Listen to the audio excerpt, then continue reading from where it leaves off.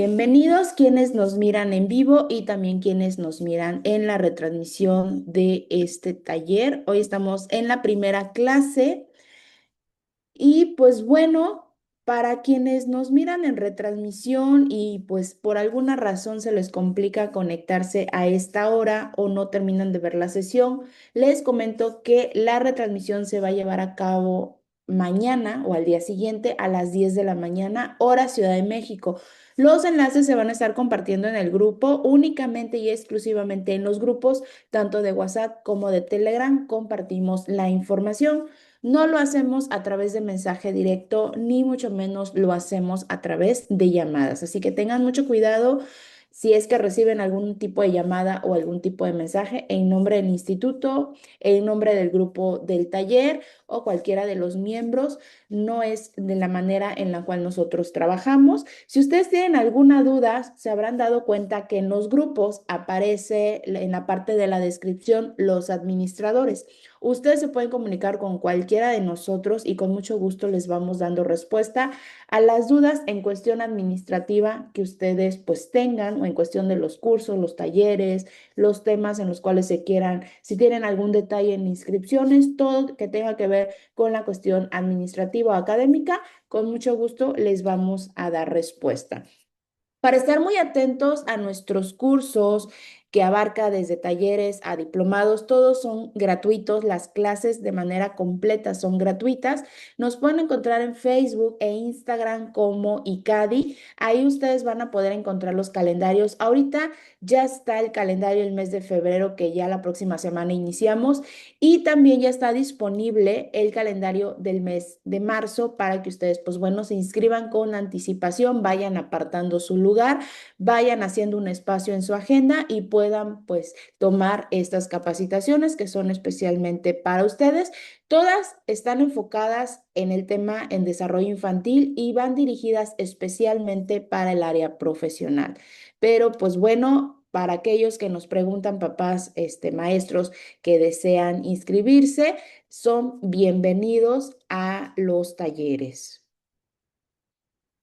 Bueno, este es el aviso que les comentaba referente a las llamadas y a los mensajes. Tengan mucho cuidado. Realmente hay mucha gente que aprovecha estos espacios para hacer este tipo de, pues, estafas no relacionadas con enlaces. Toda la información ahí en el grupo a ustedes les va a llegar. Para quienes vayan a necesitar o a requerir la constancia, esta es opcional, no es obligatoria ni es necesario pagarla para poder entrar a los talleres. La constancia tiene un costo administrativo, un costo de recuperación de solo 270 pesos mexicanos o equivalentes a 16 dólares americanos. Pueden solicitarla tanto los que están dentro de México como los que están fuera de México. Ahorita que finalice esta primera clase, en el grupo les vamos a hacer llegar la información de manera detallada que abarca formas de pago y pasos a seguir. La constancia tiene un valor curricular de 12 horas y cuenta con código QR. Quienes vayan a requerir, bueno, quienes vayan a adquirir la constancia, les va a estar llegando también el material del taller. ¿Qué es lo que incluye el material del taller? Va a incluir las grabaciones de las clases, va a incluir la presentación de la ponente y una carpeta de archivos adicionales, obviamente relacionadas con el tema del taller. ¿Cuándo pueden adquirir su constancia? Las pueden ir solicitando desde el momento que nosotros les compartimos la información, la cual va a ser ahorita que finalice esta primera clase. Pueden hacerlo finalizando el taller o como fecha límite el día martes, creo que ya caí 3. Martes 3 de febrero es la fecha límite para poder adquirir su constancia. Les recuerdo que la constancia es un documento avalado por el Instituto de Investigación y Capacitación en Desarrollo Infantil. La pueden solicitar tanto personas que están dentro de México como fuera de México. Y los talleres y las clases son gratuitas. Esto es opcional. Las clases, tanto en vivo como en retransmisión, son completamente gratuitas. Para quienes lo vayan a ver en retransmisión, traten de entrar a la hora señalada, ya que el video no queda de manera permanente. Tiene un tiempo límite, por lo cual si ustedes entran fuera de tiempo, ya no van a encontrar las sesiones. Así que pues bueno, vamos ya a iniciar con esta Primera clase, bienvenidos quienes se siguen integrando a pues a la sala Zoom y también pues quienes ya lo ven en retransmisión. Mañana va a ser la retransmisión a las 10 de la mañana. Finalizando la clase, en un transcurso de una hora y media, les compartimos el enlace ahí en el grupo, ¿sale? Pues bueno, la clase tiene una duración de una hora y media. Los micrófonos van a estar desactivados, así como el chat ahorita que inicie la sesión. Finalizando la clase, se vuelve a activar el chat para un periodo o un momento de preguntas, pues, que hayan quedado referente al tema tanto del tema que están viendo como el tema del taller. Y pues quien está encargado o encargada de este taller es la maestra Damaris de Los Ángeles Méndez. Ustedes pues ya han estado en algún otro taller o diplomado con ella. Ella es psicopedagoga, licenciada en psicología, especialista en el ámbito educativo. Tiene más de 6 años ya de experiencia en atención psicológica a pacientes en terapia, evaluación psicológica, docencia en distintos niveles y apoyo psicopedagógico. Voy a dejar de compartir y maestra Damaris le voy a dar el confitrión para que pues tenga acceso total a esta sala y bienvenida. Estamos listos. Muchas gracias, buenas noches. Espero que se encuentren muy bien. En esta primera sesión vamos a analizar varios puntos que tienen que ver acerca de la evaluación psicopedagógica. Entonces, voy a compartir pantalla para que podamos iniciar. Principalmente vamos a conocer el día de hoy distintos enfoques con los que podemos evaluar a nivel psicopedagógico, partiendo de aspectos importantes. Por ejemplo, vamos a hablar sobre los modelos actuales de la evaluación psicopedagógica, también de las fases de la evaluación, que es la recopilación de la información inicial y la anamnesis, además de distintas técnicas e instrumentos, como son las entrevistas, la observación directa y la selección de pruebas estandarizadas y proyectivas, y la evaluación de los contextos, el papel tanto de la familia como del entorno escolar. Partiendo el aspecto principal de reconocer que es la evaluación psicopedagógica, debemos de entender que una intervención psicopedagógica desde la perspectiva de la exploración es un proceso amplio que se realiza principalmente con niños y adolescentes, sobre todo para identificar si ellos presentan alguna necesidad o alguna dificultad, su nivel de aprendizaje, en todos estos procesos que finalmente forman parte de su desarrollo, sobre todo para identificar necesidades educativas especiales o muchas veces también situaciones que tienen que ver con su contexto escolar, no precisamente a nivel trastorno o a lo mejor alguna cuestión que meramente se añade a lo académico, sino que también muchas veces son situaciones que tienen que ver con su contexto educativo desde la perspectiva de cómo se involucra el niño en este proceso, situaciones de cómo percibe a la escuela, situaciones que tienen que ver también con el desarrollo del lenguaje, con la forma en que se relaciona con los demás, a lo mejor con problemas conductuales o alguna situación que tiene que ver directamente con su entorno familiar y social. La evaluación psicopedagógica se centra en poder analizar y comprender todos estos factores que son de índoles cognitivos, emocionales y también ambientales. Y esto nos permite reconocer a nosotros como profesionales el qué tantos aspectos de estos puntos mencionados pueden afectar en el aprendizaje de los niños y niñas. Muchas veces también queremos ver que estas dificultades son a lo mejor producto de situaciones que han limitado el desarrollo natural del niño desde la perspectiva emocional, o muchas veces también el identificar de qué manera también el niño requiere de alguna adecuación o algún ajuste para que también podamos intervenir directamente con la escuela. Entonces, aquí también lo principal es que debemos entender que la evaluación psicopedagógica tiene un enfoque integral. Esto quiere decir que debemos de tomar en cuenta que vamos a explorar distintas dimensiones del paciente. En este caso, a nivel cognitivo, a nivel emocional, social, familiar y escolar. Cada uno de estos puntos son fundamentales a la hora de que nosotros estemos llevando a cabo este proceso de evaluación y no únicamente centrarnos a lo mejor en la parte cognitiva o únicamente en la parte académica, sino que muchas veces esto tiene que ver con la forma en que el niño también se va relacionando con los demás entornos. Entonces, aquí también es importante que tomemos en cuenta la diversidad y la inclusión. ¿Por qué? Porque hoy en día sabemos de que todos los niños pues forman parte de un entorno en el que muchas veces hay dificultades de por medio y que no, son totalmente adaptables a las necesidades del alumno. ¿A qué me refiero con esto? Que muchas veces la educación que el niño recibe en la escuela está seguida de algún plan o programa de estudios que definitivamente muchas veces no responden a las necesidades que el niño pueda tener o que el adolescente. Entonces, con esta evaluación psicopedagógica queremos buscar eliminar aquellas barreras de aprendizaje y la participación que estén limitando esa posibilidad en niños y adolescentes.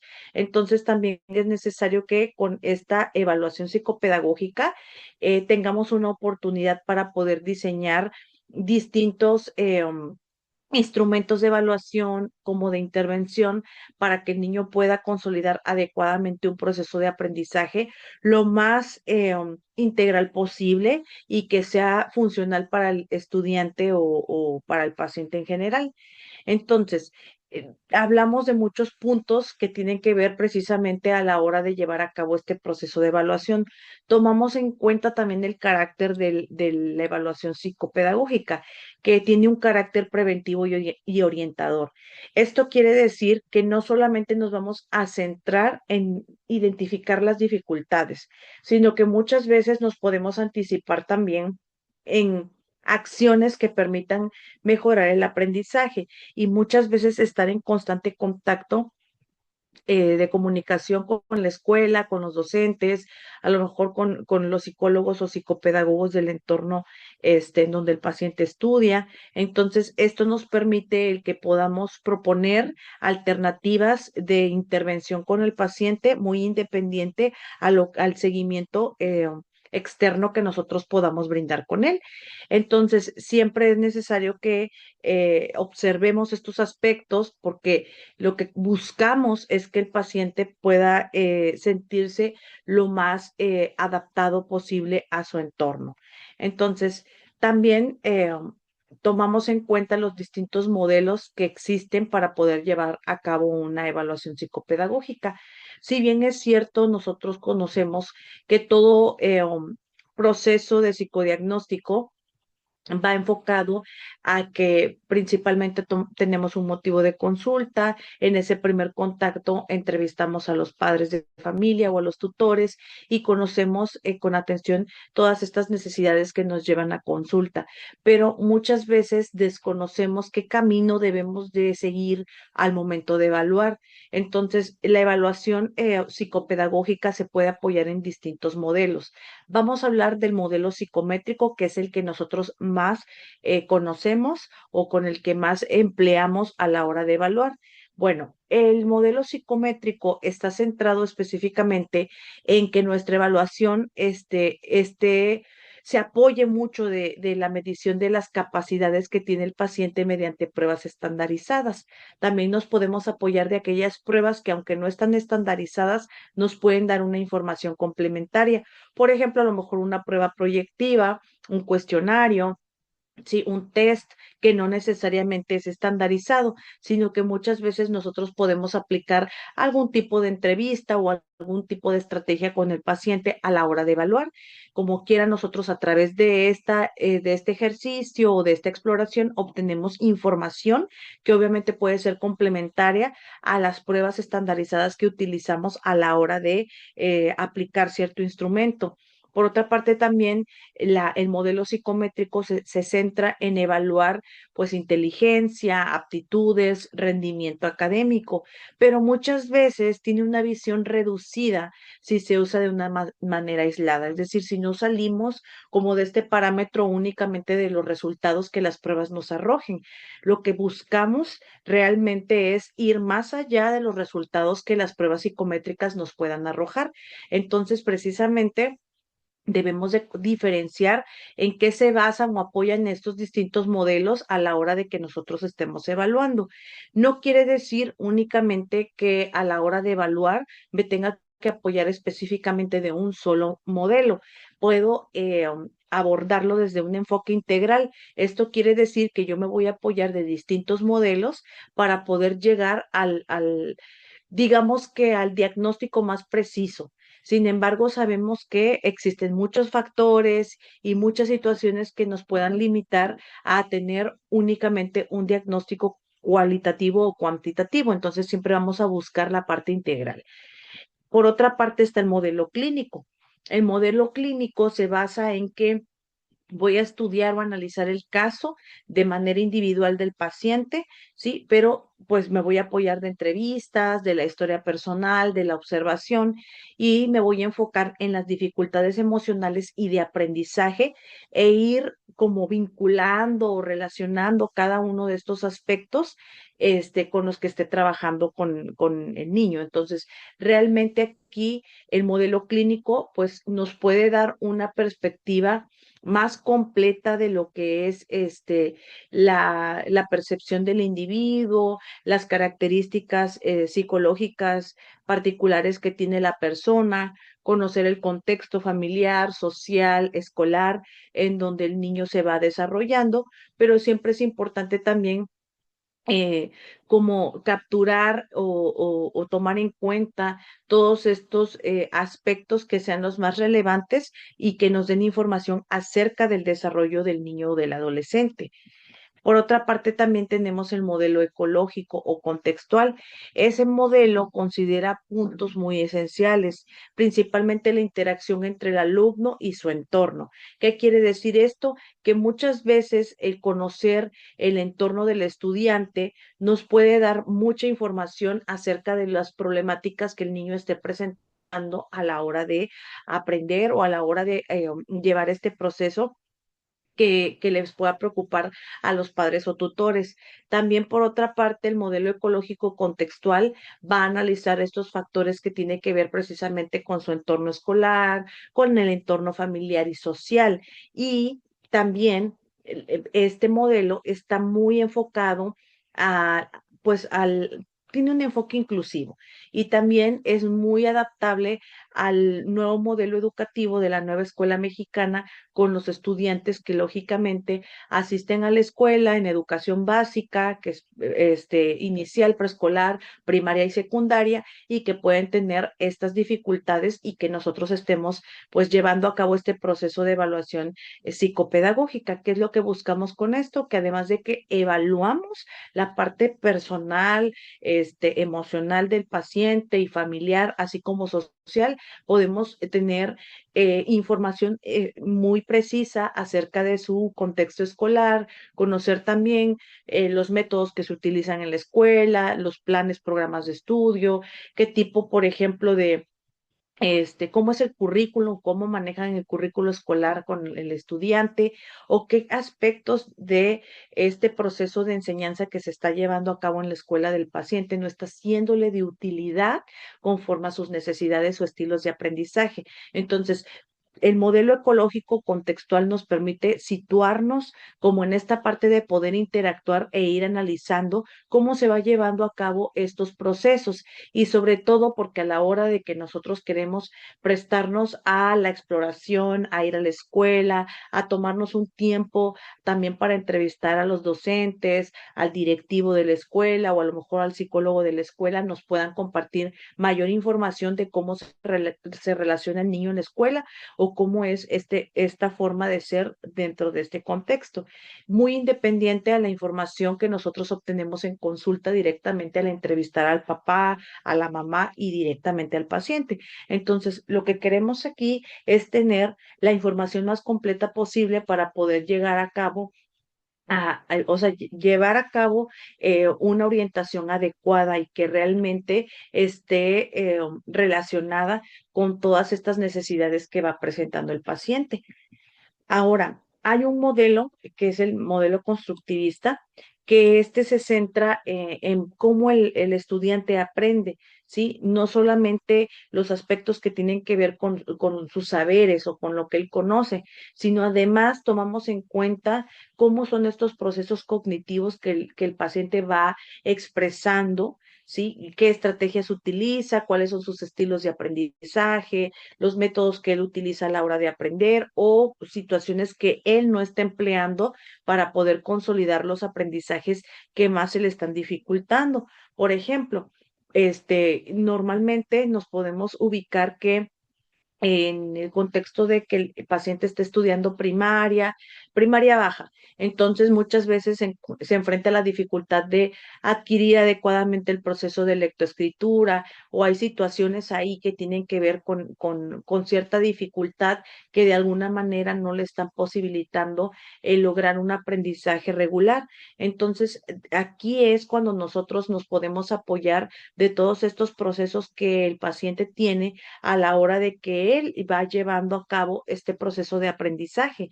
Entonces, afortunadamente el modelo constructivista nos permite el tener esa relación y poder rescatar también las fortalezas con las que cuenta el paciente y ubicar qué estrategias son las que serían las más adaptables a la hora de que él pues lleve a cabo este proceso de aprendizaje.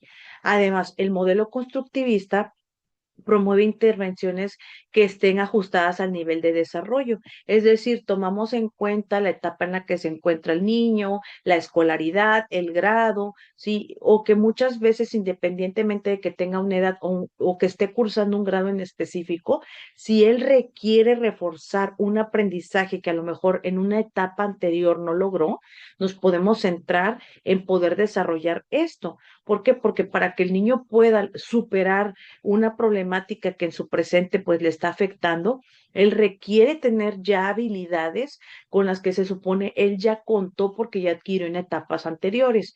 Entonces, el modelo constructivista realmente nos da esta posibilidad de tener una visión más amplia, no únicamente como que en la parte de los demás contextos, sino darle mayor peso a esos procesos cognitivos y a esas, o sea, procesos que involucran directamente al paciente desde el enfoque de la percepción del aprendizaje. Entonces, realmente todos los modelos pues nos aportan grandes ventajas a la hora de evaluar, pero siempre es importante analizar primero la personalidad del paciente, cómo se expresa, sí, identificar las dificultades que más está presentando pues en su proceso de aprendizaje o que muchas veces no necesariamente se remite a una cuestión académica, sino a lo mejor algo emocional o conductual. También nosotros podemos evaluarlo y centrar obviamente nuestra futura intervención a poder trabajar en sesiones con el niño sobre los aspectos que él requiere para poder mejorar. Por otra parte, tenemos el modelo dinámico. Este modelo se centra en evaluar el potencial de aprendizaje mediante la mediación. ¿A qué nos referimos con esto? Que nos involucramos con el paciente desde la perspectiva de cuáles son las fortalezas que él cuenta, qué tanta autonomía tiene para realizar sus actividades, ¿sí? O de qué manera responde también el alumno o el paciente a la ayuda. Y nos permite también diferenciar entre la dificultad y la falta de oportunidades que pueda tener el paciente. La ventaja de este modelo dinámico es que también nos permite llevar como nuestro proceso de intervención más eh, um, pues más integrado, desde una perspectiva más creativa en cuestión de que podemos utilizar materiales didácticos que nos permitan tomar en cuenta, bueno, cuáles son estos estilos de aprendizaje que realmente están identificando o diferenciando al paciente, la forma en que también él aprende, ¿sí? O las situaciones que se le hacen difíciles y la manera en que nosotros podemos posibilitarle al paciente más adelante estas oportunidades para que puedan trabajar con él en la escuela. Entonces, con este modelo vamos a estar también en constante contacto con la escuela o directamente con el docente de grupo. Podemos hacer observaciones directamente en la escuela siempre y cuando contemos con una previa autorización de parte de padres y de la propia institución para que podamos hacer estas visitas escolares y poder tener como pues, ese contacto directo y ese acompañamiento para ver de qué manera también va mejorando el paciente paulatinamente. Ahora, el modelo psicopedagógico integrador, que es el actual, combina diversos modelos según la necesidad que presente el paciente. En este caso, nosotros también nos vamos a dedicar a poder priorizar la intervención educativa, sobre las dificultades que va presentando en este caso el paciente. Entonces, tenemos que enfocarnos en la eliminación de barreras para el aprendizaje y la participación y brindar una posibilidad para que el alumno pueda mejorar en poco tiempo o en el tiempo que él requiera para poder ir superando cada una de estas dificultades. La evaluación de este modelo psicopedagógico integrador está centrada en el alumno, en su contexto, además de que del trabajo colaborativo que se realiza con docentes, con la familia, con otros distintos especialistas, tiene un enfoque inclusivo y también de derechos y bueno, pues se hace hincapié al uso ético y responsable de instrumentos de evaluación, porque en todo momento, pues bueno, vamos a recopilar la información, pues personal del paciente. Entonces siempre tenemos que tener este cuidado con el uso y el manejo de la información. Precisamente también es importante aquí dar un consentimiento informado a los padres y tutores para que sean conscientes de cómo se lleva a cabo todo este proceso, sobre todo si es la primera vez que ellos han llevado a su hijo a una sesión psicopedagógica, el que nosotros también podamos respaldar nuestro trabajo, llevando pues una adecuada orientación con los padres y tutores.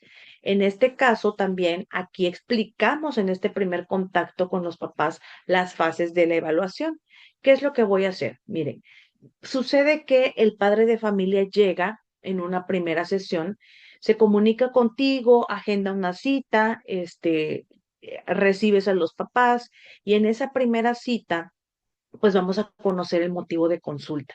Entonces, el motivo de consulta, tú puedes tener ya un formato predeterminado, o sea, preparado para que tú puedas guiarte acerca de qué preguntas plantear dependiendo de lo que ellos te expresen como motivo de consulta.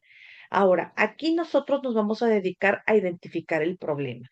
En esta primera sesión vamos a tener como este primer contacto con el papá, con la mamá, ¿sí? Y tienes que evaluar si vas a tener la posibilidad de atender al niño en esa primera sesión, o sea, para conocerlo, o si no, a lo mejor lo puedes dejar para la segunda sesión. ¿Por qué? Porque aquí nos vamos a centrar en dedicarle el tiempo posible a la sesión con los papás o tutores para conocer, bueno, qué es lo que a ellos les preocupa de lo que está presentando el niño o el adolescente. En este sentido, vamos a observar el comportamiento de los padres, vamos a plantear también preguntas acerca de la conducta del paciente, ¿sí? Vamos a centrarnos en sí hablar del problema, pero también de los posibles antecedentes que llevaron a que este problema que se está manifestando esté presente. Muchas veces son preguntas más relacionadas a la crianza, ¿sí? A situaciones de la dinámica a lo mejor ambiental de la familia, sí, a lo mejor cuestiones que tienen que ver con los hábitos, sí, que involucre también a la escuela, situaciones que están pasando en la escuela, sí, y vamos a poder como ir pues recopilando toda la información posible acerca de lo que está presentando el niño o el adolescente. En este sentido, nosotros vamos a darnos la oportunidad de escuchar cuáles son todas esas preocupaciones, sí, todo lo que el niño está manifestando y que de alguna manera eh, um, no le está permitiendo tener este proceso de aprendizaje adecuado. O si no, muchas veces puede ser una situación que directamente se relacione con la conducta, ¿sí? O con la forma de ser del niño, con la autoestima, con la forma en que él se expresa, con la forma en que él también lleva a cabo este proceso, de relacionarse con los demás en la escuela, etcétera. Entonces, gracias a esta primera sesión, pues nosotros podemos ir construyendo una anamnesis que nos permita comprender directamente el problema del niño o del adolescente, ¿sí? A partir de esta información, ¿sí? Nosotros podemos explicar también todo este proceso de que alguna vez ustedes han ido pues con el psicólogo y han llevado anteriormente orientación psicopedagógica, explica a qué te dedicas, cuáles son tus especialidades, ¿sí? Y tu experiencia profesional. Y si es la primera vez en que ellos han acudido con un psicopedagogo, con un psicólogo, bueno, tú les puedes explicar en qué consiste este proceso. Entonces, pues aquí les vamos a explicar que el acompañamiento psicopedagógico o psicológico tiene distintas fases. Entonces, pues les podemos explicar que estas fases, pues finalmente corresponden como a un proceso de inicial que tiene que ver con el psicodiagnóstico. Entonces, vamos a centrarnos ahora, ya que tenemos esta información y que ya se la explicamos adecuadamente a los padres y tutores, en poder enfocarnos al estudio descriptivo mediante entrevistas y observaciones. Bueno, pues aquí nosotros vamos a utilizar un formato de historia clínica infantil.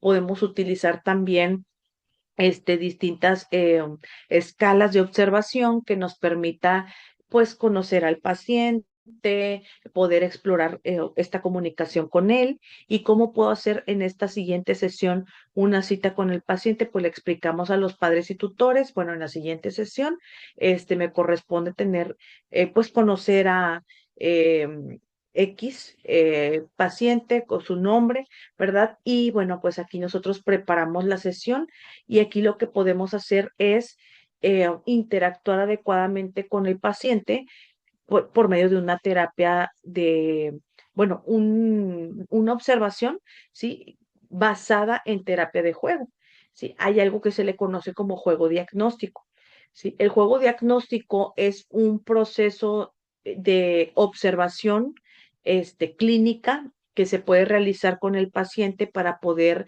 explorar y observar su conducta, la forma en que él se expresa, su lenguaje, y también pues como la parte cognitiva, todas las áreas que nosotros queremos conocer del paciente a través del juego diagnóstico lo podemos hacer. Bueno, preparas tu sesión, procuras tener distintos materiales. Generalmente te recomiendo tener la caja de arena con distintos juguetitos, muñequitos, animalitos, soldados, etcétera. Puedes tener también material sensorial que puede ser plastilina, pueden ser también colores, crayolas, distintos pues materiales de papelería para poder trabajar con el niño. Eh, Puedes tener también muñecos sexualizados para poder trabajar ahí alguna cuestiones que tiene que ver con la dinámica familiar, ¿sí? Y bueno, vamos a preparar la sesión a manera de que tengas como distintos juegos que te permitan como llevar a cabo este proceso de observación y de indagación. En este primer contacto que tenemos con el niño, vamos a procurar que la sesión fluya de lo más natural posible. Preséntate con él, explícale cómo te llamas, a qué te dedicas, pregúntale si alguna vez ha estado con una terapeuta o con una psicóloga, etcétera, como tú te refieras. ¿Sí? Y puedes explicarle también, bueno, qué es lo que van a hacer. Vamos a procurar que todo esto sea lo más natural posible, que el niño se pueda sentir en confianza contigo para que puedas desarrollar adecuadamente la sesión con él.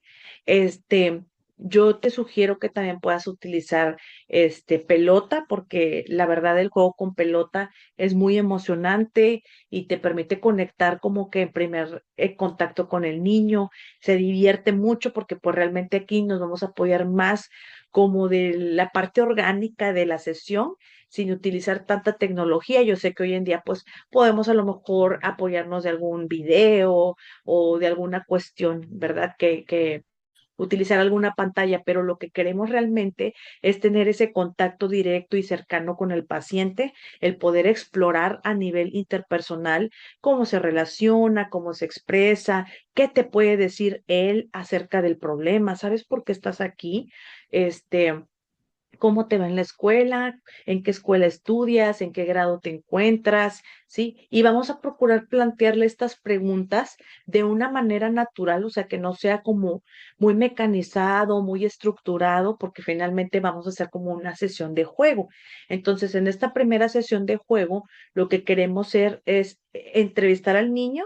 Sí, pero también lo vamos a observar, vamos a trabajar la parte de poder analizar su lenguaje corporal, el que podamos también ir descubriendo sus intereses, sus preocupaciones, ¿sí? Cuál es su concepto de la escuela.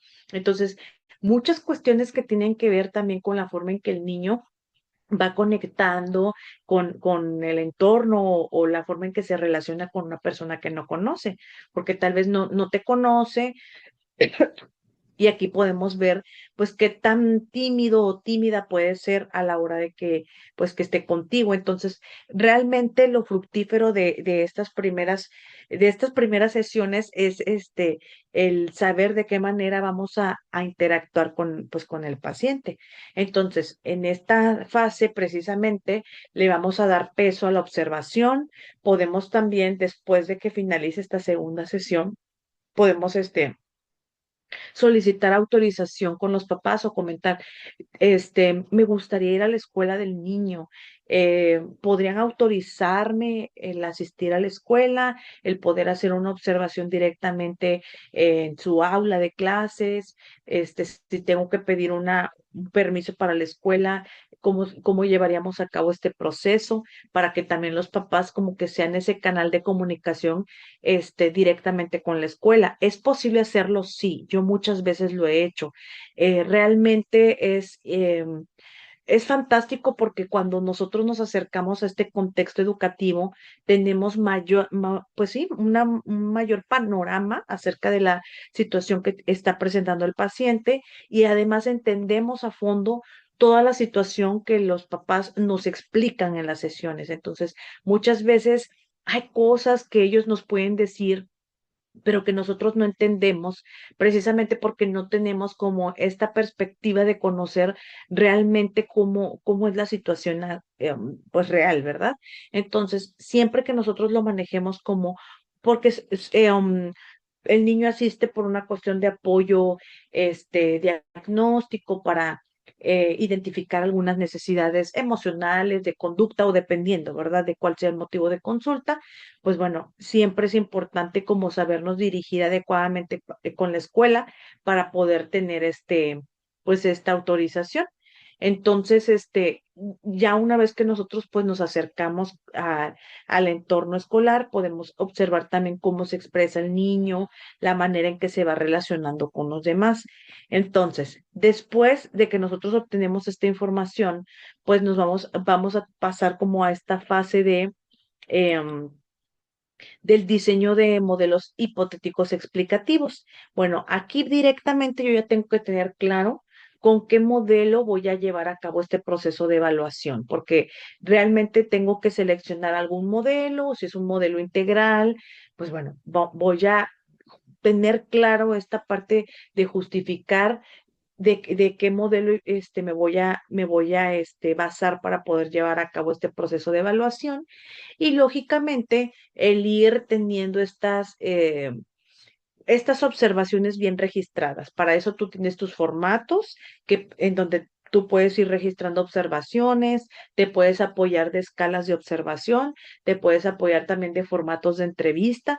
Estos no necesariamente tienen que ser predeterminados de que forzosamente tiene que ser un diseño o un formato particular. Aquí cada terapeuta nosotros vamos adaptando nuestros propios formatos porque queremos ir pues adecuando cada uno de estos instrumentos conforme al contexto de nuestro paciente.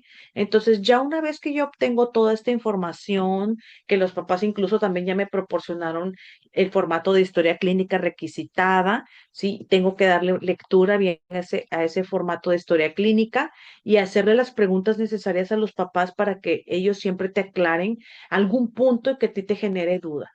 Ahora, ya una vez que pasamos este proceso, vamos a seleccionar pues los instrumentos para que podamos, lógicamente, aplicárselas al paciente. Nosotros vamos a apoyarnos siempre dependiendo de lo que, del área de interés, según el motivo de consulta, serán los tipos de pruebas que voy a seleccionar.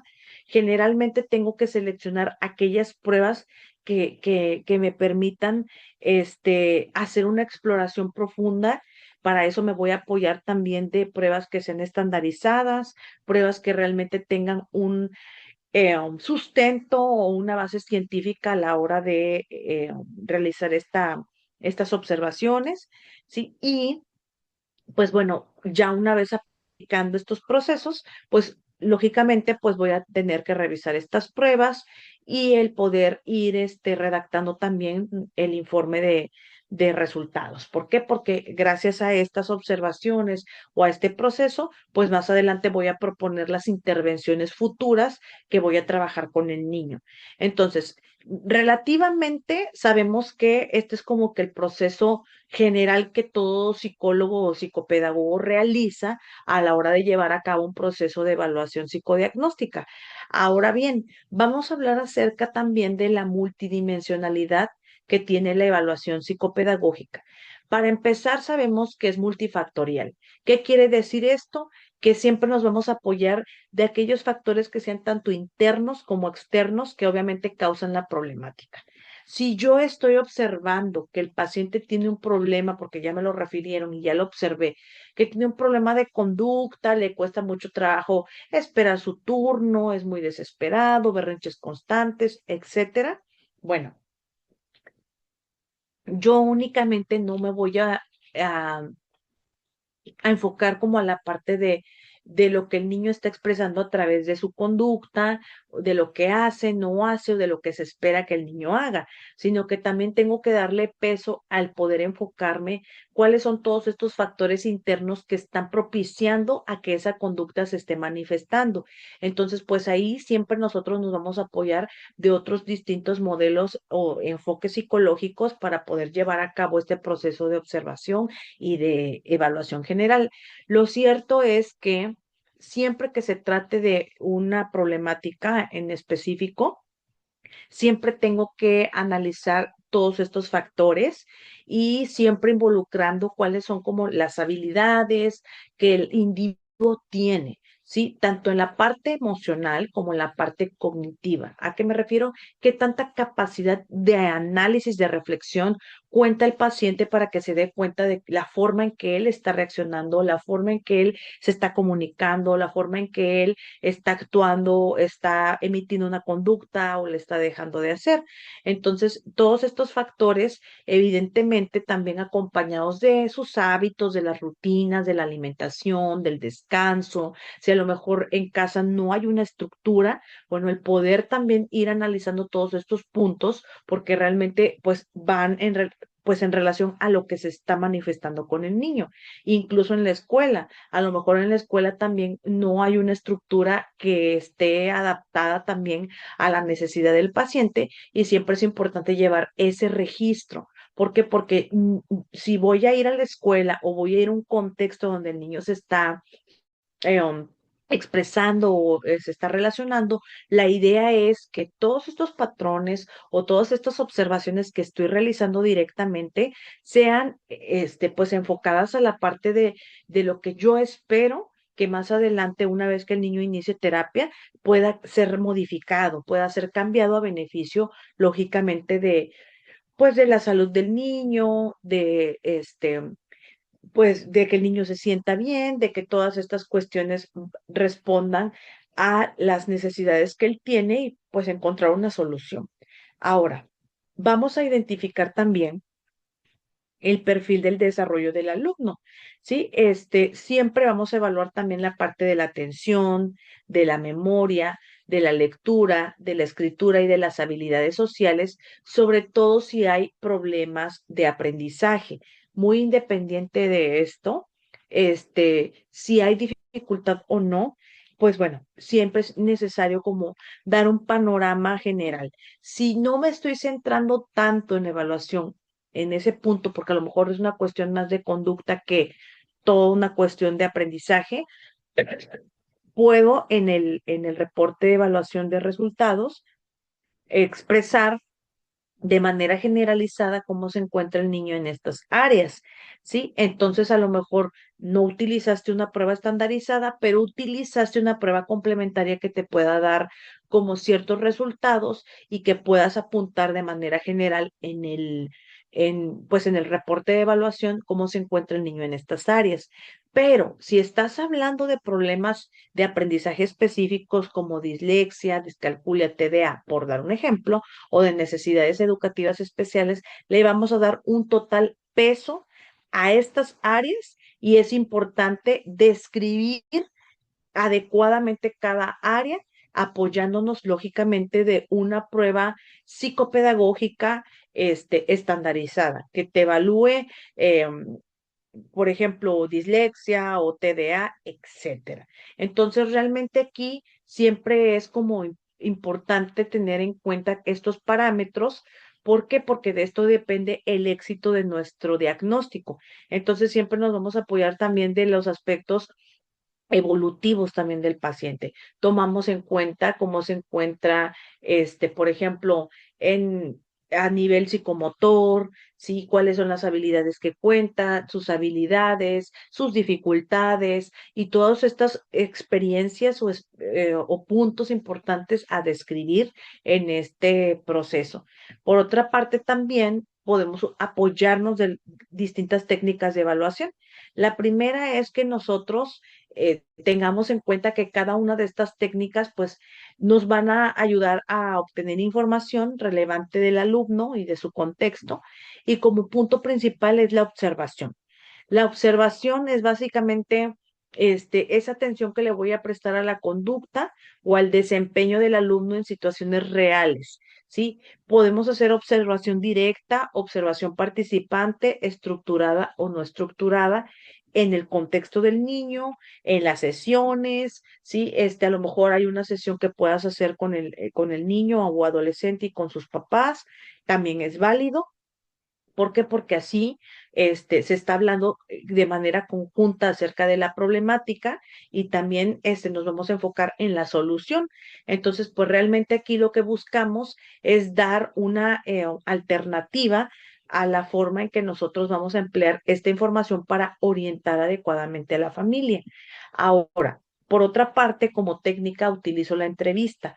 Sabemos que la entrevista pues nos aporta información cualitativa profunda, podemos entrevistar al alumno, podemos entrevistar a padres y tutores, podemos entrevistar a los docentes y podemos utilizar entrevistas semiestructurada o incluso libre. Por eso te decía, aquí no es como forzoso que exista un simple, o sea, un solo formato de entrevista. Tú puedes tener un formato, te puedes ir guiando, pero realmente cada entrevista se va a ir adecuando al contexto que yo estoy analizando de motivo de consulta. Por otra parte, bueno, pasamos al análisis documental. ¿Qué quiere decir eso? Que nosotros vamos a hacer una revisión de la información previa del alumno, que tiene que ver con su expediente escolar, con sus boletas y reportes, los trabajos y cuadernos, sus informes médicos o psicológicos que ya haya tenido o que tenga para tener todos estos antecedentes.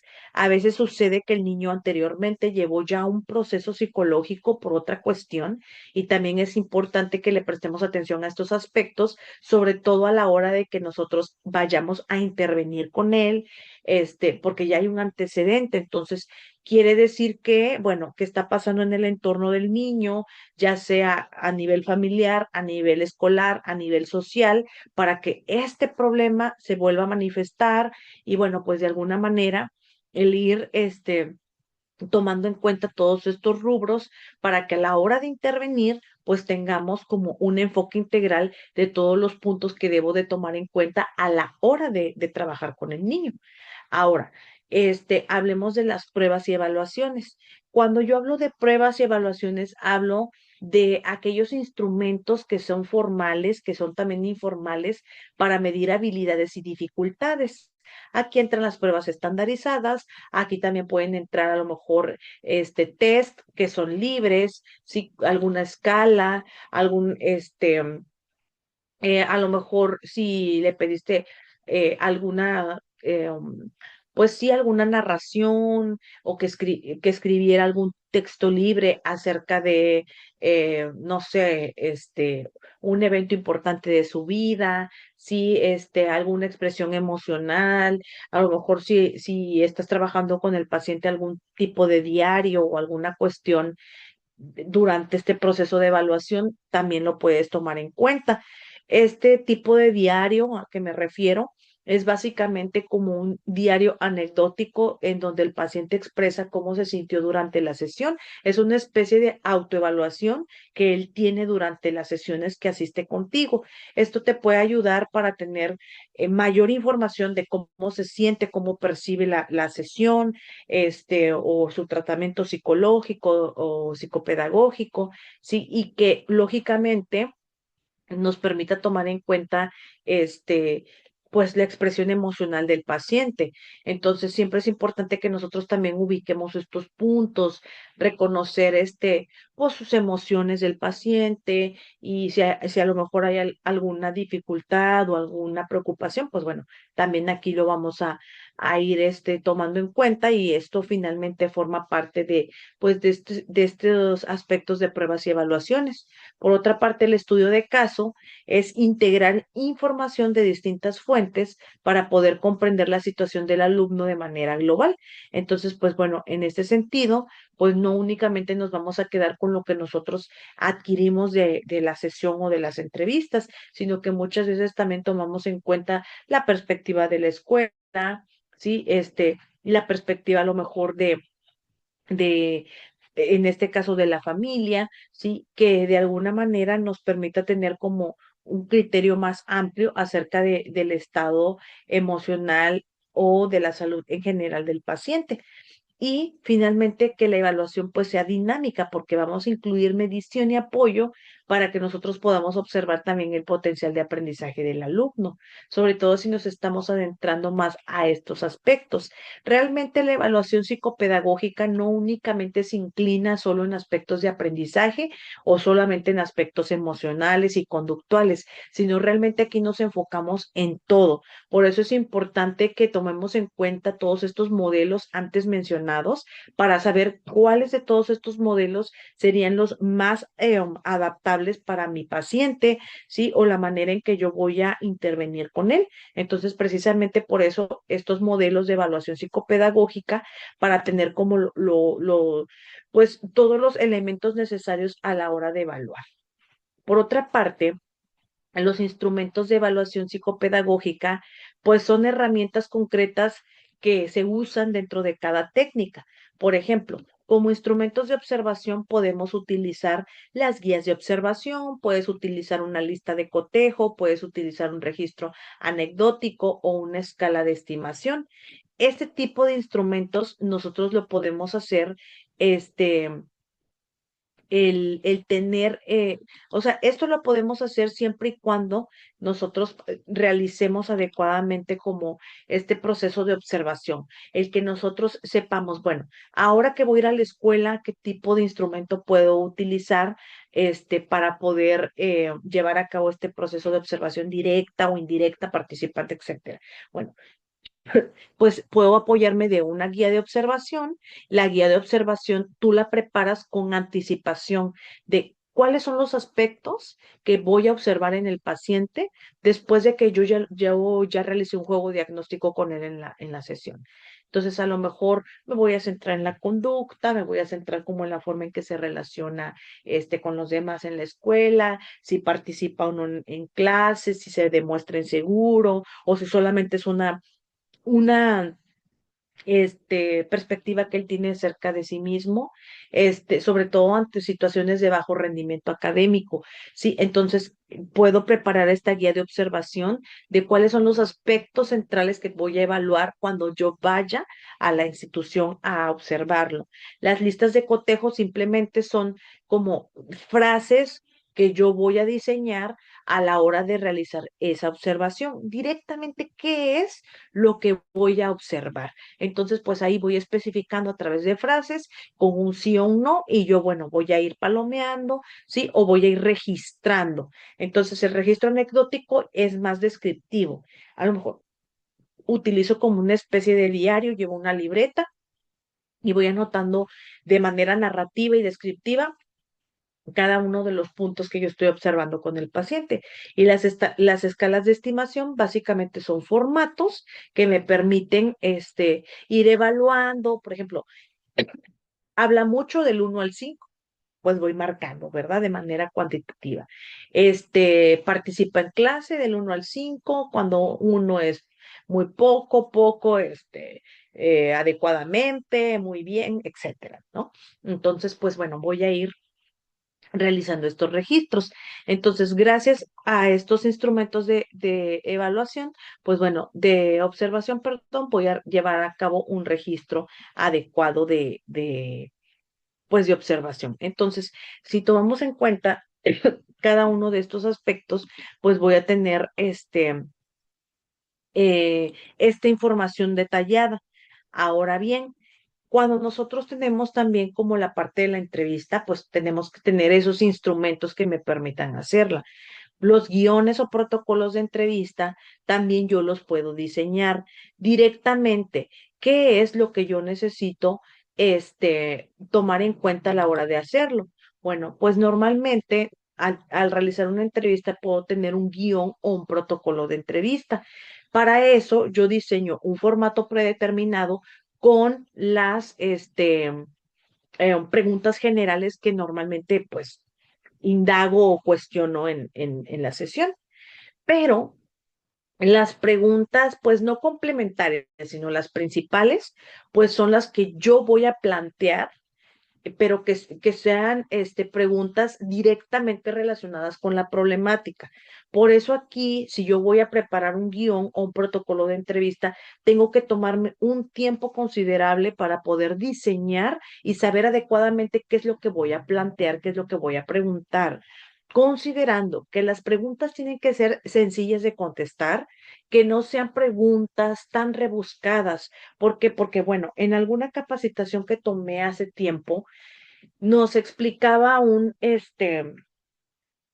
pues un terapeuta ya experimentado acerca de todas estas cuestiones que tienen que ver con la entrevista, con el poder recopilar toda la información, que el error común del psicólogo o psicopedagogo en este ámbito es que muchas veces pensamos que el paciente o cliente está totalmente capacitado o eh, um, que va a saber de qué forma responder, ¿sí? Ante preguntas muy replanteadas. Entonces, ¿qué es lo que pasa? Que en pocas palabras son preguntas muy complejas que muchas veces no logra entender el paciente y pues lógicamente te va a dar una respuesta que quizá no comprendió adecuadamente la pregunta. Entonces, debemos saber de qué forma plantear la pregunta. Entonces, mira, yo te recomiendo que te apoyes de este libro, ¿sí? Que es el manual de la entrevista psicológica, saber escuchar, saber preguntar. Bueno, en este libro, vamos, es de editorial Pirámide. Ahí vamos a encontrar información precisa en la cuestión de qué manera puedo hacer estos planteamientos, en qué me voy a centrar a la hora de entrevistar, ¿sí?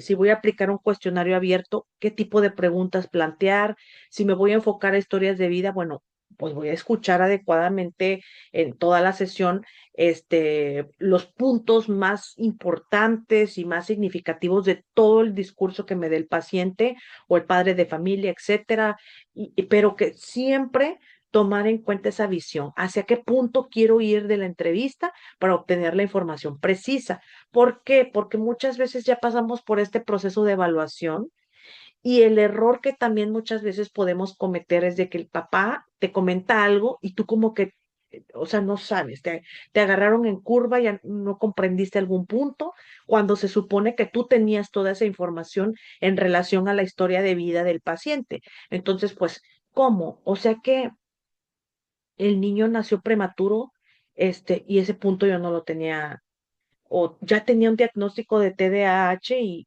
no sabía, o sea, sí me explico.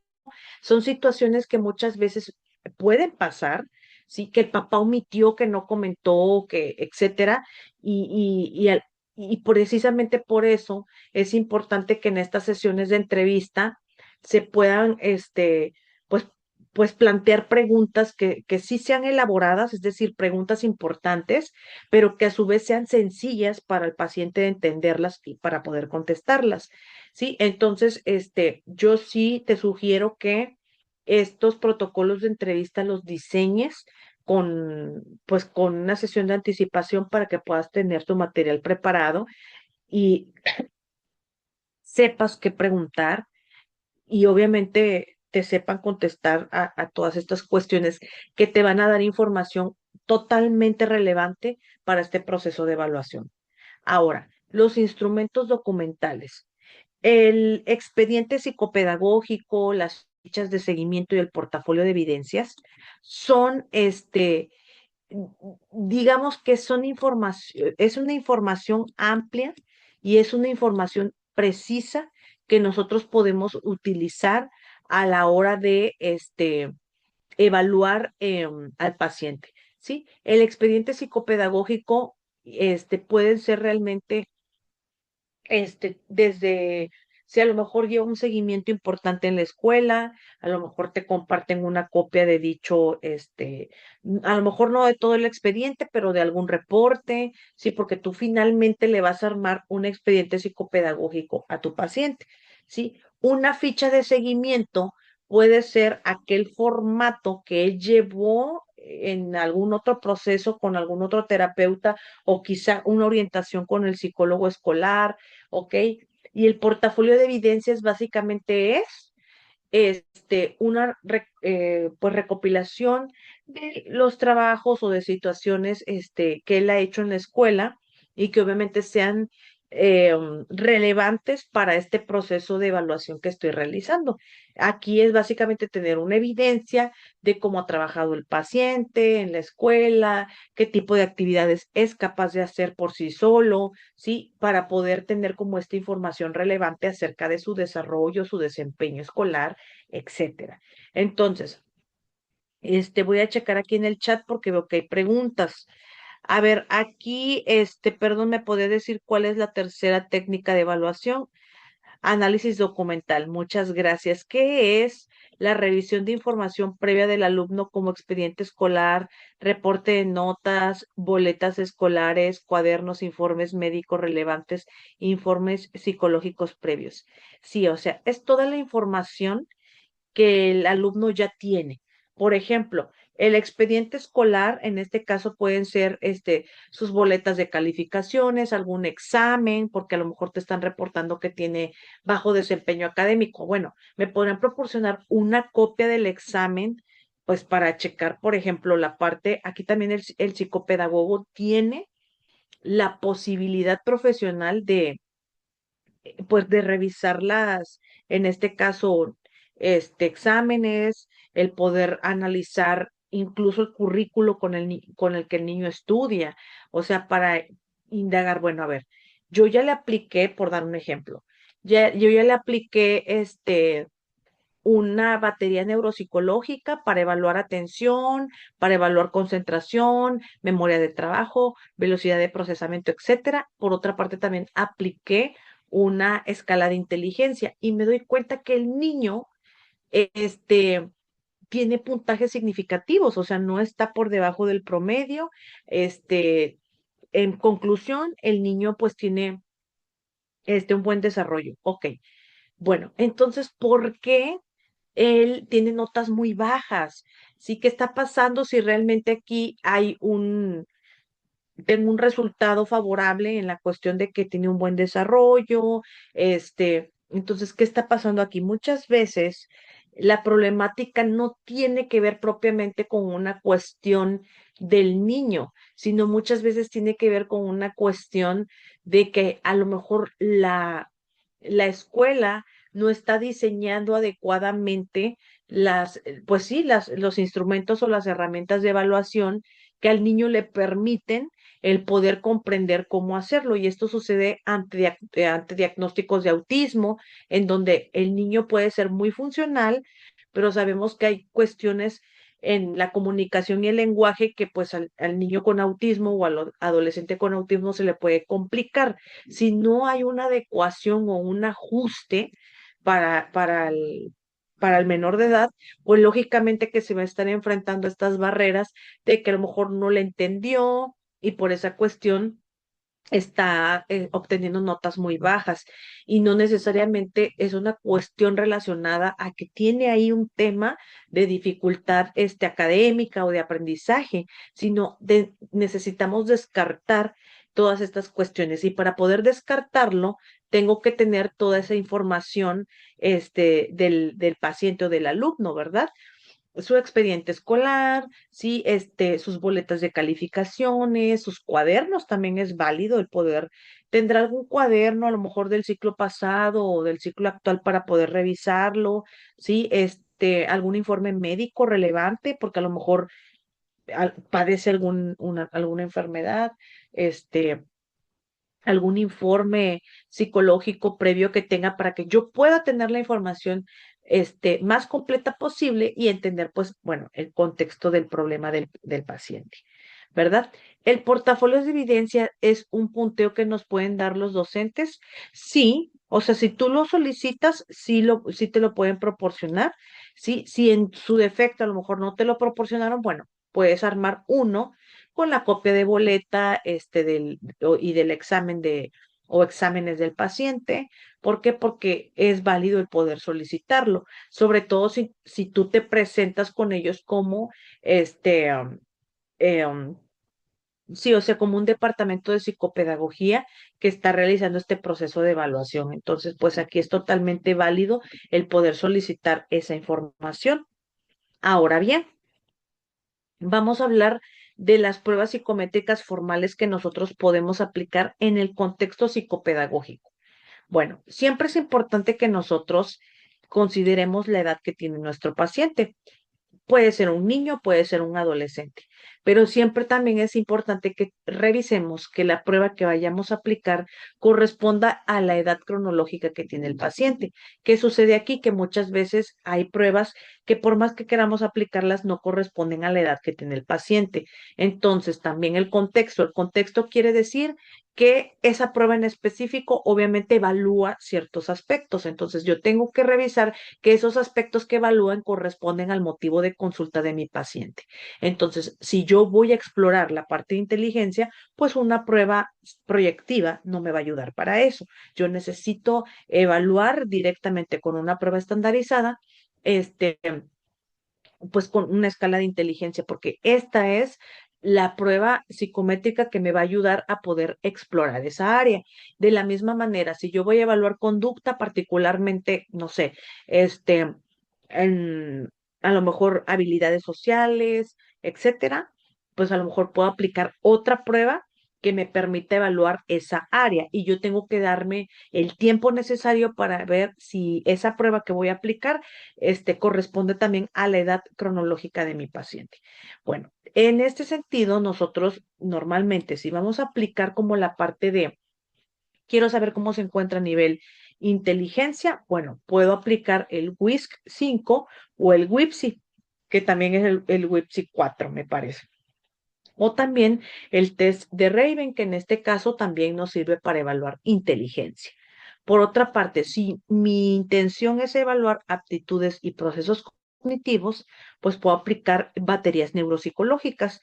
Por dar un ejemplo, la batería neuropsicológica infantil, o el BAMPE, ¿verdad? Que es una batería neuropsicológica para edad preescolar. ¿Ok? Si yo quiero evaluar el rendimiento académico, o también la parte dislexia o disgrafía o discalculia, etcétera, pues puedo aplicar cualquiera de estas pruebas, ¿sí? El PROLEC R para lectura, el PROEX para escritura, el tema TEDIMAT para matemáticas. Entonces, realmente aquí tengo una lista de pruebas que me pueden servir. Como son pruebas estandarizadas, entenderemos que son pruebas que no vamos a encontrar de manera gratuita. ¿Qué quiere decir? Que yo tengo que comprarlas, ¿sí? Son pruebas que son totalmente, legales, que realmente aquí no tienes que preocuparte por, ay, ¿será que sí me va a dar un diagnóstico, certero? Sino, realmente son pruebas que nos pueden dar la información necesaria y nosotros podemos, compararla con el DSM-5 y vamos a ver que realmente nos van a dar este, pues los resultados diagnósticos adecuados. Entonces, siempre es importante que nosotros cuando estemos reportando resultados, siempre citemos a la prueba, ¿sí? Según los resultados del WISC 5, este, Ana obtuvo tanto puntaje en cierta área. Y vamos a ir especificando, o sea, vamos a ir describiendo adecuadamente área por área, porque lógicamente la escala está dividida en áreas y bueno, pues cada área tiene un puntaje en específico y siempre que yo esté redactando el reporte, pues tengo que tomarme el tiempo necesario primero de revisar la prueba, observar los puntajes para lógicamente hacer la interpretación cualitativa de los resultados. Entonces, notar que dependiendo de la interpretación, pues lógicamente, si pues es el resultado o el diagnóstico final al que yo voy a llevar. Este, la prueba Banetta, creo, es estandarizada. Sí, Banetta es estandarizada porque las pruebas, o baterías neuropsicológicas son estandarizadas.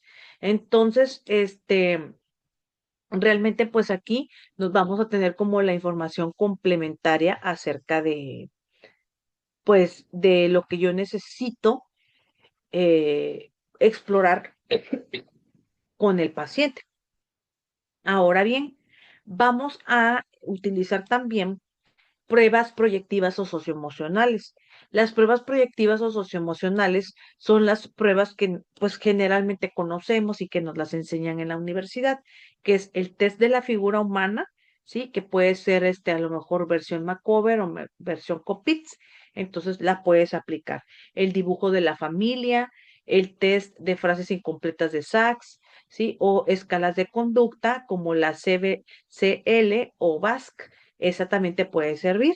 O los instrumentos pedagógicos informales, ¿sí? Pruebas criteriales, rúbricas, evaluaciones diagnósticas del aula, actividades de desempeño, porque finalmente son pruebas o instrumentos que nos van a ayudar a recopilar de mayor forma esta información e irla comparando con los resultados que obtengamos de estas pruebas que nosotros podemos aplicar. Entonces, realmente aquí nosotros tenemos una perspectiva de que toda esta información nos van a, pues nos van a ayudar. Entonces, aquí me están preguntando que en dónde pueden encontrar en dónde pueden conseguir o comprar las pruebas.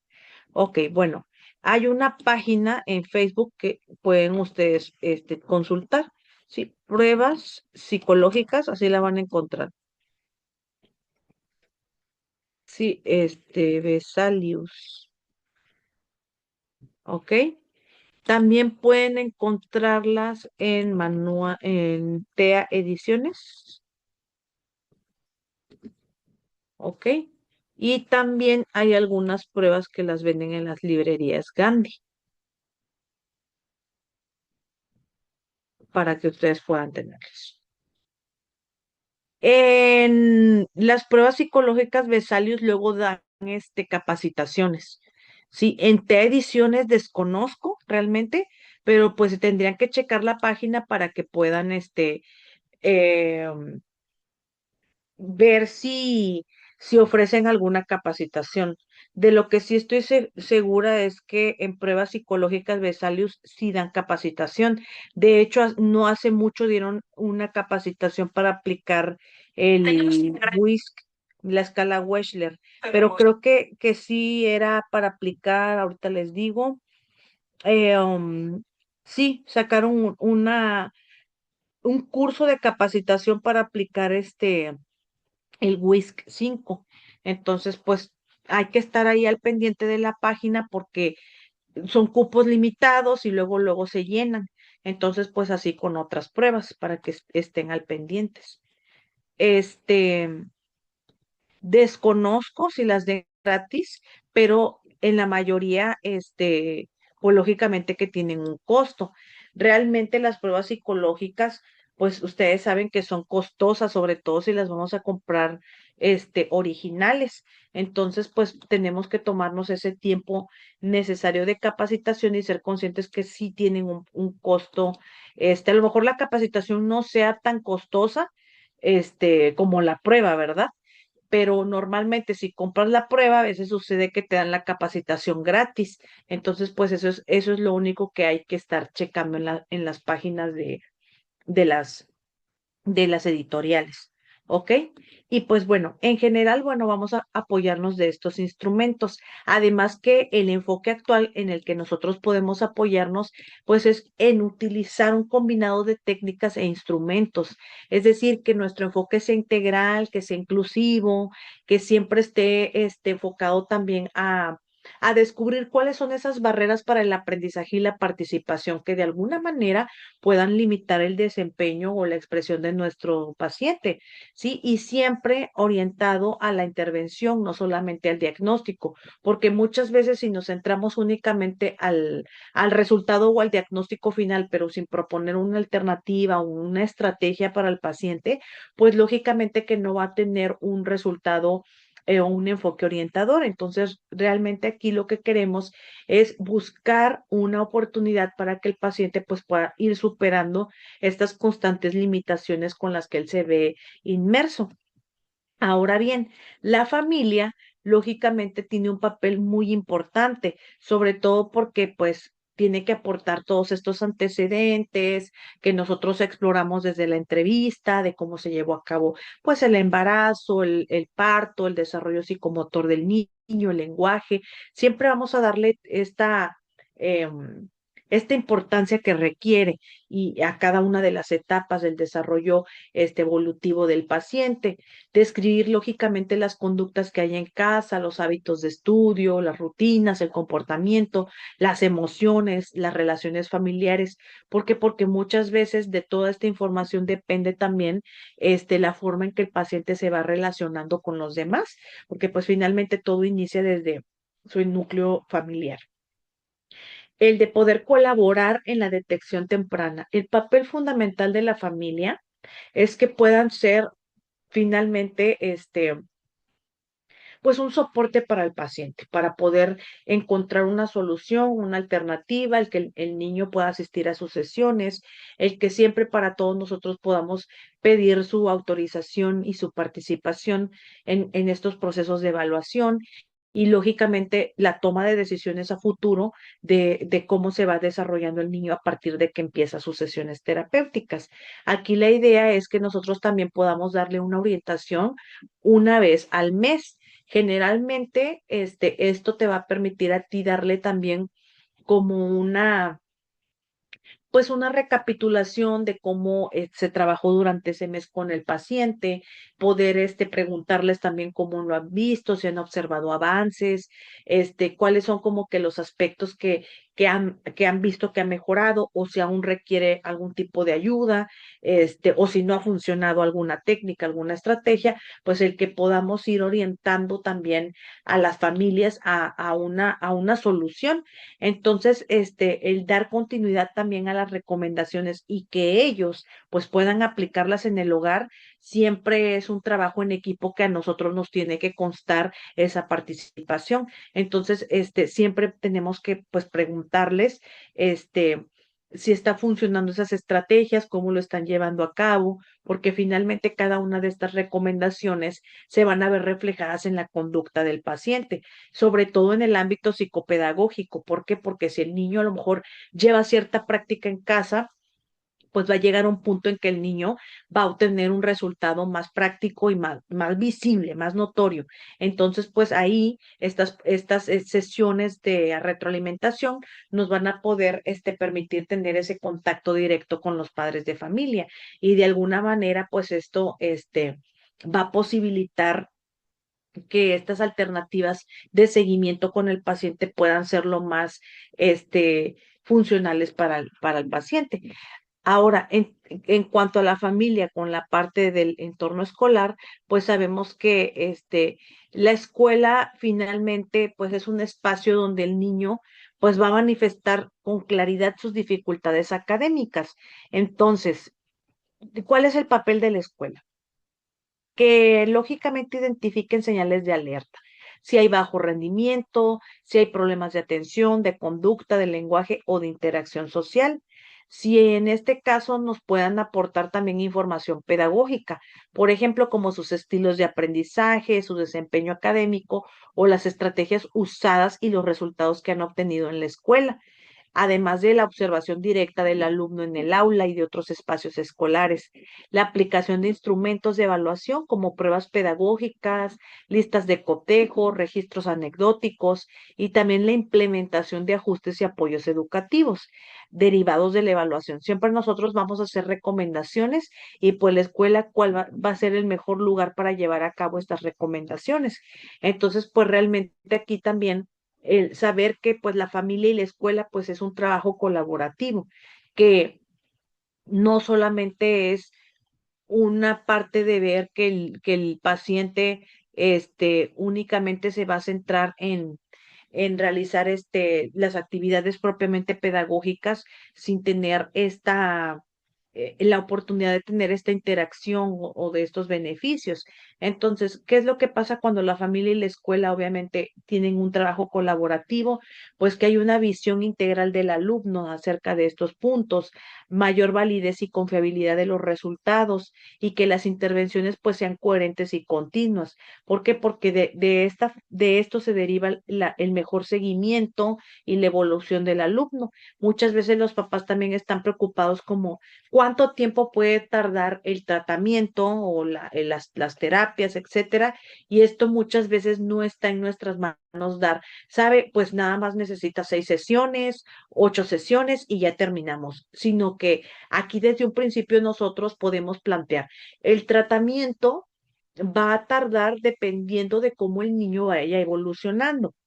Aquí la idea es que él pues se vaya con todas las herramientas pues necesarias para que él pueda lograr esta autonomía, pero pues aquí siempre es importante hacer hincapié en que la revaloración se va a hacer dependiendo, o sea, se va a hacer lógicamente, pero que también esto va a depender también de qué tanto trabajo se esté llevando tanto en la escuela como en casa, de las recomendaciones para lograr que el tratamiento pues pueda ser lo más pertinente posible para el paciente y a su vez en el menor tiempo posible, porque pues yo sé que es un coste económico para los papás, pero los papás pues también tienen que tener una orientación necesaria para que el niño pueda llevar este seguimiento en casa y sobre todo se vea reflejado un avance, sí, porque muchas veces la propia escuela es quien refiere, han habido avances significativos con el niño o realmente no, todo sigue igual o no hay un cambio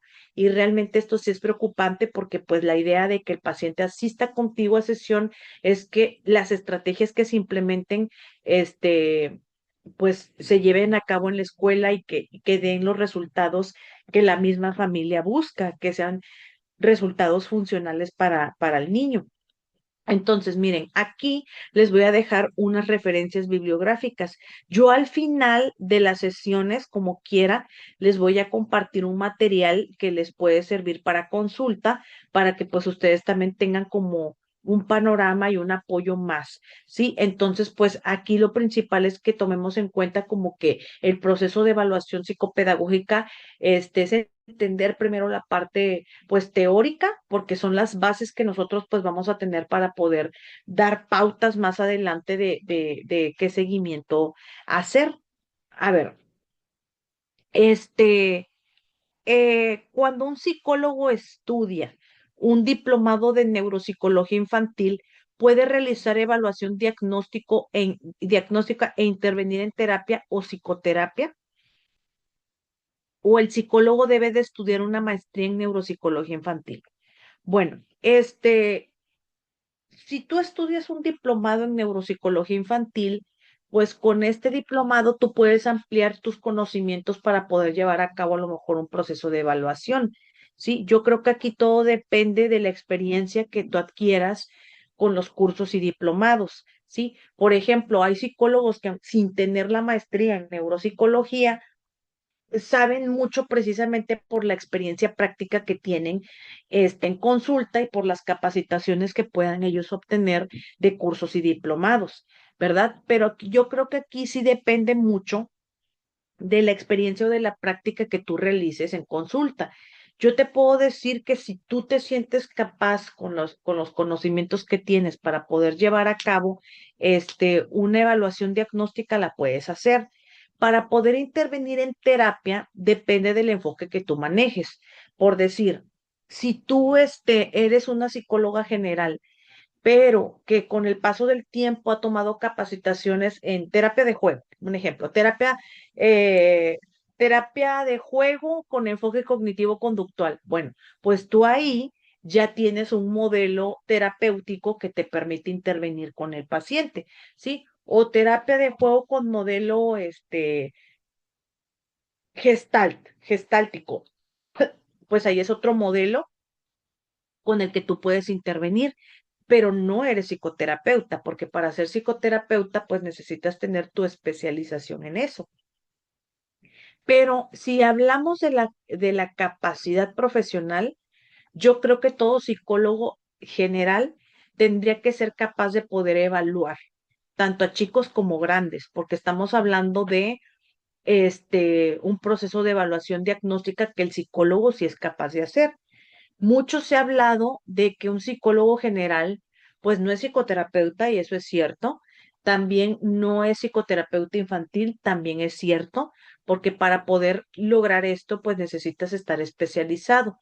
Sí, pero si a lo mejor no estás especializado, pero cuentas con la capacitación necesaria, ¿por qué? Porque, por ejemplo, me ha tocado conocer a muchos psicólogos generales que están ampliamente capacitados en esa área de psicoterapia, pero porque han llevado entrenamiento psicoterapéutico, bueno, precisamente por eso pues ofrecen esos servicios. Pero sí creo que es muy importante, más que nada, estas capacitaciones que van enfocadas a la competencia laboral. ¿Por qué? Porque finalmente buscamos brindar pues una intervención adecuada con los pacientes. Si tú buscas como enfocarte a la parte del aprendizaje, la neuropsicología infantil te puede servir, ¿sí? ¿Con qué instrumentos podemos diagnosticar un trastorno específico del aprendizaje? Bueno, un trastorno específico del aprendizaje siempre va enfocado con una dificultad. Por ejemplo, con dificultad en la lectura, con dificultad en la escritura o con dificultad en habilidades matemáticas, ¿sí? Bueno, tú puedes aplicar, dependiendo del contexto, este, cualquiera de las pruebas que aquí te citaba. Sí, aquí, por ejemplo, cuando encontramos una dificultad en un área en específico, por ejemplo, con dificultad en la lectura, puedo aplicar el PROLEC. ¿Por qué? Porque esta prueba, que además es estandarizada, me permite evaluar como el área de lectura, ¿sí? O el PROESC para evaluar escritura, ¿sí? O a lo mejor el tema, el TEDIMAT para evaluar habilidades matemáticas, ¿sí? Este tipo de instrumentos, hay más, pero yo te estoy dando un ejemplo.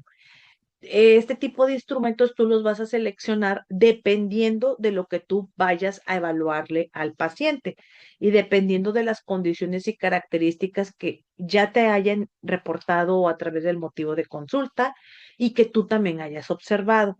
Eso es lo que a ti te va a llevar a elegir adecuadamente qué prueba sería la más adecuada para evaluarlo. Entonces, realmente, pues aquí, tiene como distintos puntos que nosotros debemos de tomar en cuenta a la hora de evaluar o a la hora de intervenir. Aplico enfoque cognitivo-conductual. Ok, bueno, ese es tu enfoque con el que tú pues estás trabajando o del cual te has capacitado. Entonces, dentro del enfoque cognitivo-conductual, pues también podemos encontrar la terapia cognitiva o la terapia conductual para niños, por ejemplo, directamente con necesidades conductuales, llámese en TDAH, autismo, ¿sí me explico? O sea, hay distintos tipos de terapias con las que yo puedo trabajar con el niño. Siempre es importante tomar en cuenta el enfoque. Si tengo licenciatura en pedagogía y hago estos diplomados de neuropsicología, ¿sí puedo intervenir? Sí puedes intervenir, siempre tomando en cuenta la especialización. Si más adelante tomas una maestría, por ejemplo, en neuropsicología o en psicopedagogía, puedes intervenir. Realmente aquí lo importante es que tú ofrezcas un servicio que esté basado en, este, a lo mejor de que en la parte de la orientación, ¿sí? Porque la orientación o como orientadora, pues lo puedes hacer. Entonces, pues siempre es importante la capacitación. Ok, tengo conocimientos de diplomados. Muy bien. A un pedagogo, cómo les es funcionar el taller para identificar y canalizar al psicólogo? Bueno, creo que aquí es muy importante que nosotros observemos la conducta del paciente o del alumno. Si a lo mejor en el contexto de que a lo mejor yo como pedagoga trabajo en una escuela y observo que pues en un alumno hay ciertas necesidades, a lo mejor a nivel lenguaje, o a lo mejor a nivel intelectual, si es posible, ¿sí? Yo puedo ir identificando cada una de estas necesidades para ver de qué manera puedo yo, pues lógicamente canalizar con un psicólogo. ¿Por qué? Porque he observado que un alumno, por ejemplo, tiene dificultad de aprendizaje y aparte pues tiene el antecedente de que fue prematuro, tiene actualmente problemas de visión, sí, o a lo mejor hipoacusia o alguna cuestión ahí relativamente significativa.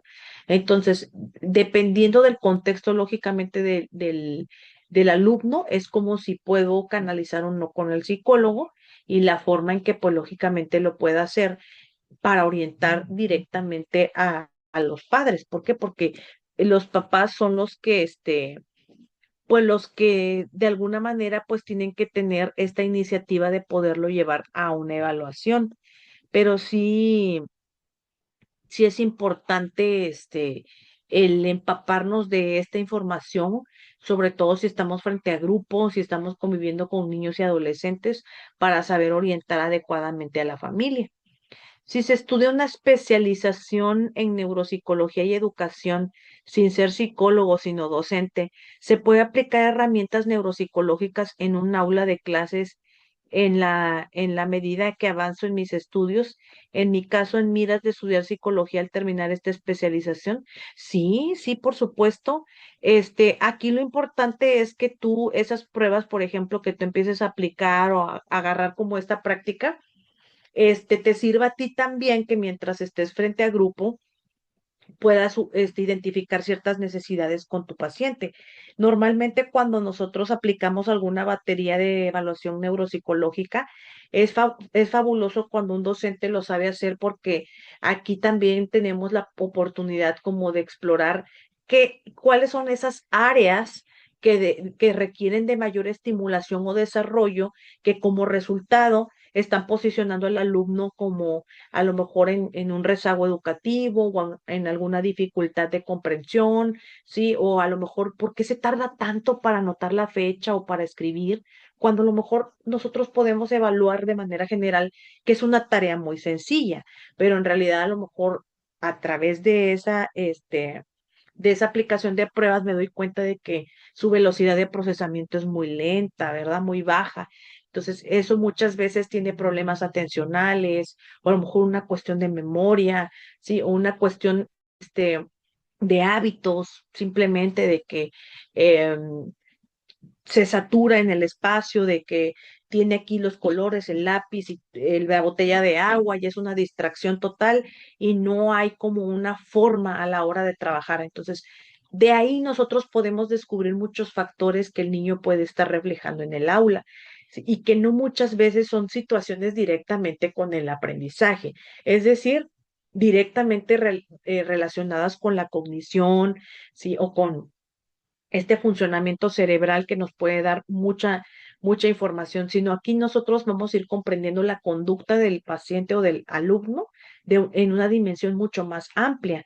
Entonces, esto nos posibilita como profesionales, el ir entendiendo también cómo es el aprendizaje de todas las personas, que hay distintos estilos de aprendizaje, que el cerebro tiene una distinta manera de procesar la información.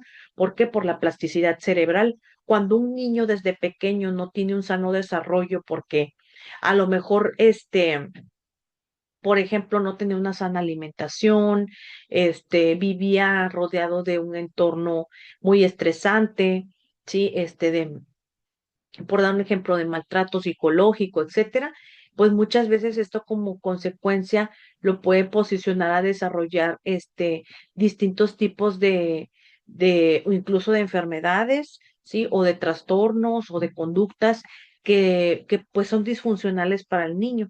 Entonces, afortunadamente, cuando un docente se empapa de todas estas especializaciones, pues tiene una visión más amplia de cómo poder intervenir con los estudiantes.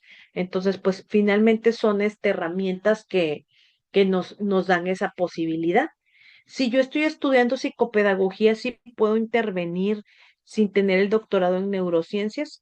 Sí, o sea, sí puedes intervenir. Aquí siempre es importante contar más que nada con la práctica o la experiencia en la evaluación y en la orientación. Eso es lo importante. ¿Por qué? Porque pues hay que saber, tener pues una visión amplia. También si eres psicopedagoga y trabajadora social, puedes intervenir pues en la escuela o tu consulta privada, o sea, realmente puedes hacer muchas cosas. ¿Con qué especialista debo dirigir a un alumno con posible autismo? Bueno, pues aquí cuando hay posible autismo, puedes canalizarlo directamente con un neurólogo, ¿sí? Y pues también pues con un psicólogo que generalmente puede ser un psicólogo que pueda aplicar terapia de conducta, ¿sí? Para poder intervenir adecuadamente con los alumnos. ¿Qué especialización puede hacer un psicólogo para poder intervenir? Bueno, la intervención puede ser, digamos, multidisciplinaria, ¿sí? Hay intervención conductual, ¿sí? Hay también de lenguaje, ¿sí? De aprendizaje, hay psicoterapia, ¿sí? La psicoterapia finalmente es para trabajar emociones, la parte socioemocional en general. Sí, por ejemplo, si quieres trabajar autoestima, autoconcepto, todas esas cuestiones, pues bueno, con psicoterapia. Si quiero trabajar, por ejemplo, la parte de modificación de conducta, pues aquí puedo tener lo de la parte conductual, lenguaje, pues para dar terapia de lenguaje, aprendizaje también específicamente entra como la parte psicopedagógica directamente en la atención a necesidades educativas, ¿verdad? Pero pues en general tenemos como que un amplio repertorio. También es importante adentrarnos al diagnóstico, es decir, independientemente a lo que yo me dedique en cuestión de servicio, tengo que saber diagnosticar. Por eso siempre se ha hecho énfasis en que el profesional pues tenga como base el área de la psicología, porque con la profesión de psicología podemos aplicar cada una de estas herramientas. ¿Sí? ¿El psicopedagogo puede especializarse para dar terapia del lenguaje? Sí, o sea, sí te puedes especializar, porque finalmente son especializaciones, este, que corresponden lógicamente a estas necesidades, pero en realidad tenemos un repertorio amplio que nos permite poder intervenir adecuadamente con todos los pacientes o con los alumnos. Simplemente tenemos que definir también la edad, a qué edad de la población me quiero dedicar para poder pues intervenir. ¿Y qué diferencia hay entre psicoterapia y psicología clínica? Si bien es cierto, la psicoterapia es una rama o un enfoque de una terapia precisamente que lleva distintos tipos de modelos o procesos, la psicología clínica se enfoca más en la parte diagnóstica, más que en la intervención o tratamiento este, em, psicoterapéutico. O sea, la psicoterapia se diferencia por las técnicas que se utilizan para poder intervenir con un paciente. ¿Ok? Y la psicología clínica es más enfocada como en la parte diagnóstica, en la parte de los trastornos mentales, en el poder diferenciar los patrones de conducta, los patrones de pensamiento. ¿Ok? Soy psicóloga con enfoque educativo y tomo varios cursos, talleres sobre cuestiones respectivas a los procesos de enseñanza-aprendizaje. ¿Puedo intervenir? Sí, sí puedes intervenir. ¿Ok? Realmente me da mucho gusto que haya varios psicólogos aquí porque pues aquí realmente pues estamos abiertos a todo público, pero pues está muy bien esta parte de que los psicólogos hoy en día sigan a la vanguardia, sigamos pues especializándonos o enfocándonos un poco más de las distintas disciplinas que nos pueden aportar para poder pues principalmente pulir nuestras habilidades, ofrecer también nuestros servicios a un público más abierto que puede ser también los niños y los adolescentes. El día de mañana quiero que pues que continuemos con esta segunda sesión, ¿ok? De este taller. Ahora sí nos vamos a enfocar a la parte de estos procesos iniciales para llevar a cabo nuestra evaluación psicopedagógica. Igual nos vamos a enfocar mañana en el mismo horario, que va a ser a las 7 de la noche para que pues se conecten de manera puntual y podamos continuar. ¿Ok? De antemano quiero agradecerles su participación en esta primera sesión y pues invitarlos a que el día de mañana se conecten de manera puntual y si no, pues pueden ver la retransmisión. ¿Sí? Ok, muy bien, veré la clase grabada. Excelente, pues muchas gracias, cuídense mucho y el día de mañana nos vemos en punto de las 7. Muchas gracias, hasta mañana.